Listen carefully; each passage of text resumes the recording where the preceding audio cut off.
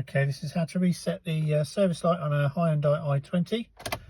If we turn ignition on, and we've got the service light flashing, spanner light, and how many miles left. All you need to do this is no special tools. You just need the reset button on the steering wheel and the trip button. So turn ignition on.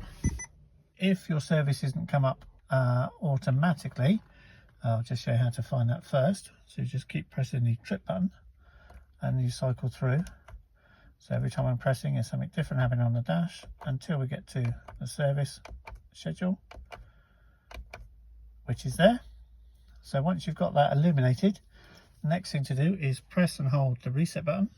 So we press and hold that until it flashes.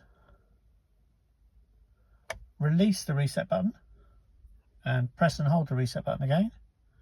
Then your new mileage comes up. Release the reset button, switch ignition off and back on again, and it's all reset. Hope that helps.